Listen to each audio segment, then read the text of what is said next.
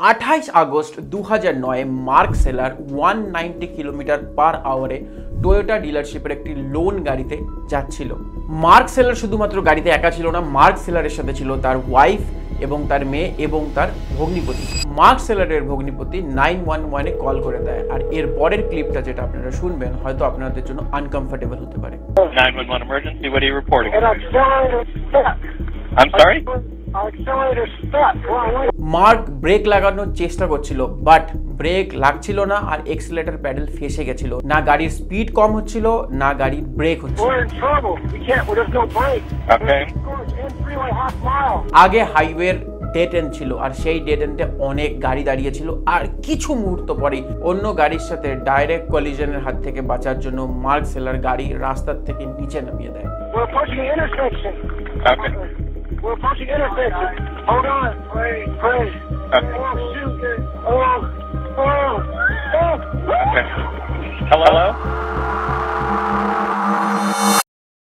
আর এত স্পিড থাকার কারণে কিন্তু গাড়িতে আর কেউ বাঁচেনি। আনফরচুনেটলি গাড়িতে সবাই যারা ছিল, গাড়িতে সবাই অন দ্য স্পট এক্সপায়ার করে। আর এই 911-এর ক্লিপ কিন্তু সাথে সাথে ভাইরাল হয়ে যায়, আর স্পেশালি মার্কের ফ্যামিলি ফ্রেন্ডস কিন্তু এর পুরো ব্লেম টয়োটার ওপরে দেয়। The 911 call lasted just 17 seconds. And new trouble for Toyota. Toyota has a problem. The car just lurched forward and hit the cement wall in front of us. আর এই crash হওয়ার পরে কিন্তু multiple reports আসা শুরু হয়। Even next 5 বছর ধরে কিন্তু টয়োটার এই স্পেসিফিক মডেলে আরো 90 জনের কিন্তু মৃত্যু হয়। Toyota's conduct was shameful.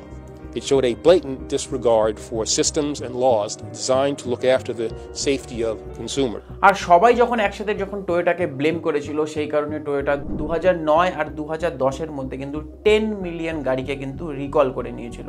আর এছাড়াও কিন্তু টয়োটা $1.2 মিলিয়ন কিন্তু ফাইন দিয়েছিল ইউএস গভর্নমেন্টকে। টয়োটা এত বড় ফাইন দেওয়ার পরে একটা জিনিস তো ক্লিয়ার, টয়োটার কোথাও না কোথাও হয়তো ভুল ছিল, বাট কোশ্চেনটা হলো যে মার্ক সেলারের কেসে হয়েছিলটা কি? এটা কি সত্যিই টয়োটার দোষ, নাকি এর পিছনে আছে অন্য কোনো রহস্য? তো চলুন আজকে ডিকোড করি এই পুরো ভিডিও আর এই মার্ক সেলারের মর্মান্তিক অ্যাক্সিডেন্টের কথা 2009-এ, যেটা সবাইকে হতবাক করে রেখেছিল। তো চলুন ডিকোড করি। আর যারা যারা এখনও চ্যানেলটিকে সাবস্ক্রাইব করেননি, আমি সবাইকে রিকোয়েস্ট করবো যে প্লিজ এই চ্যানেলটিকে সাবস্ক্রাইব করুন। আর এই চ্যানেলটিকে সাবস্ক্রাইব করলে লেটেস্ট অটোমোবাইল রিলেটেড কিন্তু ভিডিও আপনারা পাবেন। আর এছাড়াও আপনাদের যদি কোনো রকমের কোনো অটোমোবাইল নিয়ে কোনো কিছু জিজ্ঞাসা থাকে, আপনি ইনস্টাগ্রামে গিয়ে বাংলা টর্ক লিখে সার্চ করতে পারেন, আর সেখানে আপনার যে কোনো অটোমোবাইল রিলেটেড কোশ্চেন কিন্তু আমাকে ডিএম করতে পারেন, আমি পার্সোনালি সেটা অ্যান্সার করব। স্টার্টিংয়ের দিকে তো ডাইরেক্টলি ব্লেম দেওয়া হচ্ছিল ফ্লোর ম্যাটসকে। হ্যাঁ, সেই ফ্লোর ম্যাট যেটা আপনার গাড়িতে লাগানো থাকে। আর মার্কের যখন এই ক্র্যাশ হয়েছিল তখন মার্ক চালাচ্ছিল টয়োটা লেক্সাস। ক্র্যাশের টাইমে মার্কের কাছে ছিল টয়োটা লেক্সাস ES 350, আর এটা একটা লোনার গাড়ি ছিল। লোনার গাড়ি মানে সিম্পল, যখন আপনি আপনার গাড়িটাকে সার্ভিসে দেন তখন আপনাকে স্পেয়ার গাড়ি হিসাবে যে গাড়িটা দেওয়া হয় তাকে লোনার গাড়ি বলা হয়। মার্কের এই ইনসিডেন্টের 3 দিন আগেও কিন্তু টয়োটা এই গাড়িটা আরও একজন কাস্টমারকে দিয়েছিল, আর সেই কাস্টমারও কিন্তু সেম জিনিস রিপোর্ট করেছিল যে গাড়ির এক্সিলারেটর প্যাডেল ফেসে যাচ্ছে। সেই কাস্টমার এর সাথে সাথে রিজনও বলেছিল যে লুজ ফ্লোর ম্যাট, আর লুজ ফ্লোর ম্যাটের কারণেই কিন্তু এক্সিলারেটর প্যাডেলটা স্টাক হয়ে যাচ্ছিল। আর এই কারণে কিন্তু টয়োটা ম্যাসিভভাবে রিকল করে কিন্তু আর ইন্ডিভিজুয়াল লেভেলে কিন্তু কাস্টমারের গাড়ির ফ্লোর ম্যাট কিন্তু চেক করেছিল। আর এই কাস্টমার কিন্তু এটাও বলেছিল যে এই প্রবলেমটা হচ্ছিল শুধুমাত্র ফ্লোর ম্যাট তার কারণে, কারণ ফ্লোর ম্যাটটা লুজ ছিল। এই কারণে টয়োটা কিন্তু সবাইকে রেকমেন্ডও করেছিল যে আপনারা কেউ আর গাড়িতে কিন্তু ফ্লোর ম্যাট ইউজ করবেন না। ফ্লোর ম্যাট যদি ইউজ না হয় তাহলে এই প্রবলেমের সলিউশন হয়ে যাবে। কিন্তু টয়োটা এখানে ছিল একদমই ভুল। ম্যালকম গ্ল্যাডওয়েল, যিনি একজন জার্নালিস্ট, তিনি কিন্তু এই মার্কের ইনসিডেন্ট পুরো ইউটিউবে ডকুমেন্টেড করে কিন্তু আপলোড করেছে। আর তিনিও এটা বলেছে যে এটা ফ্লোর ম্যাটের কারণেই না, এটার প্রবলেম তো আরও কিছু ইন্টারনাল। আর উনি ডিসএগ্রি শুধুমাত্র করেননি যে ফ্লোর ম্যাটের, উনি একটা কন্ট্রোভার্সিয়াল স্টেটমেন্টও দিয়েছিল।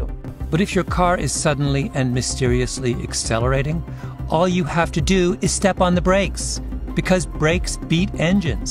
আর উনি এটা রিয়েল লাইফে টেস্টও করেছে যে গাড়ির এক্সিলারেটরের সাথে গাড়ির ব্রেক যদি একসাথে প্রেস করা হয় তাহলে গাড়ির ইঞ্জিন ব্রেকিংয়ের ফলে কিন্তু গাড়ি একটু বাদেই কিন্তু গাড়ি থেমে যায়।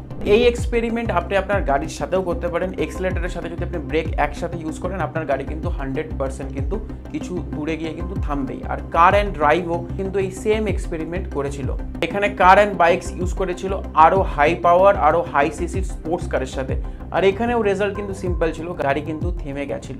তাহলে এক্সেলেটরের সাথে যদি একসাথে যদি ব্রেক প্রেস করার পরে যদি গাড়ি থামে, তাহলে মার্কের ক্ষেত্রে মার্ক কেন ব্রেক দাবায়নি? শুনতে হয়তো একটু অদ্ভুত লাগবে, কিন্তু মার্ক কিন্তু গাড়ির ব্রেক ইউজই করেনি। অ্যাজ এ এক্সাম্পল যদি আমি আপনাদের বোঝাই, আপনাদের কাছে যেই গাড়ি আছে সেই গাড়িটাকে কিন্তু ইউজ টু হতে আপনাদের বেশি টাইম লাগবে না। আপনি জানেন ব্রেক কোথায়, রেস প্যাডেল কোথায়, বা বাকি অন্যান্য ফিচার্স গাড়ির কোথায় কিভাবে অপারেট হয়, আপনার মাসেল মেমোরিতে কিন্তু এটা ফিট হয়ে যায়। কিন্তু সেখানে যদি আপনি একটা নতুন গাড়ি চালান, তো আপনার কিন্তু একটু টাইম লাগবে ওটাকে অ্যাডপ্ট করতে। তারপরে ধীরে ধীরে করে কিন্তু ওটা আপনি ইজিলি কিন্তু অ্যাডপ্ট করতে পারেন। আর এই সব মিস্টিরিয়াস কেস কিন্তু দেখা গেছে যারা নতুন কোনো গাড়ি চালাচ্ছে তাদের ক্ষেত্রেই বেশি হয়।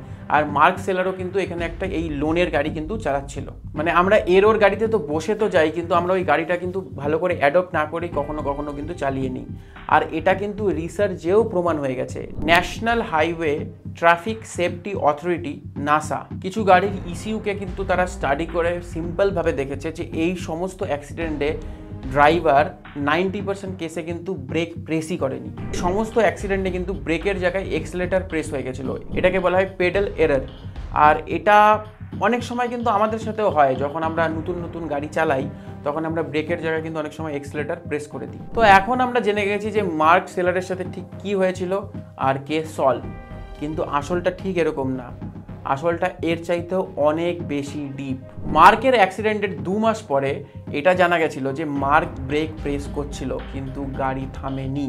ম্যালকম গ্ল্যাডওয়েল এটা বলেছিল যে গাড়ির ব্রেক আর এক্সেলেটর যদি একসাথেই প্রেস করা হয় তাহলে ব্রেক ইঞ্জিনের পাওয়ার ওভার পাওয়ার করে গাড়িকে থামিয়ে দেবে। কিন্তু মিস্টার গ্লেড সবচাইতে বেশি ইম্পর্টেন্ট জিনিসই কিন্তু ভুলে গেছিল, সেটা ছিল পাওয়ার অ্যাসিস্ট্যান্স ব্রেক। ব্রেককে মূলত ডিজাইন করা হয়েছিল ইঞ্জিনের থেকে পাওয়ার নেওয়ার জন্য, আর এটাই সবচাইতে বড় ডিজাস্টারের কারণ, বা এটাই ছিল সবচাইতে বড় লুপ হোল। টয়োটার ইঞ্জিনিয়ারও কিন্তু সেম টেস্ট করেছিল যেটা ম্যালকম গ্লেড করেছিল, যে গাড়ির ব্রেক আর এক্সেলারেশন একসাথে প্রেস করে গাড়ির ইঞ্জিন ওভার পাওয়ার হয়েছিল আর গাড়ি কিন্তু থেমেও গেছিল। আর তারপরে আরও একটা রোমাঞ্চকর টেস্ট হয়, আর এই টেস্ট পুরো কাহানির ডেটা বদলে দেয়। খালি একটা সিম্পল জিনিস চেঞ্জ করে এই টেস্ট হয়েছিল। আর এটার সিম্পল কারণ পাওয়ার অ্যাসিস্ট্যান্ট ব্রেক একটু ডিফারেন্টভাবে কাজ করে। ধরুন আপনার গাড়ির এক্সেলেটর আর ব্রেক আপনি একবার প্রেস করছেন, ধরুন আপনি প্রেস করে আছেন, তাহলে তো আপনার গাড়ি 100% থামবে। কিন্তু যদি একবারও ভুল করে যদি আপনি আপনার গাড়ির ব্রেক প্যাডেল থেকে যদি পা তুলে নেন, তারপরে যদি আবার প্রেস করতে যান, আপনার গাড়িতে আর ব্রেক লাগবে না, আর আপনার গাড়ি কিন্তু স্পিড আপ হয়ে যাবে। আর মার্ক সেলারের ক্ষেত্রে কিন্তু সেম জিনিস হয়েছিল। মার্ক সেলারের কোনো প্যাডেল এরর হয়নি। মার্ক সেলারের ক্ষেত্রে সেম জিনিস হয়েছিল যে মার্ক সেলার প্রেস করেছিল ব্রেক, তারপরে মার্ক সেলার পা তুলে নিয়েছিল, আবার যখন প্রেস করেছিল তখন কিন্তু আর গাড়ি থামেনি, কারণ পাওয়ার অ্যাসিস্ট্যান্ট ব্রেক একবারই কাজ করে।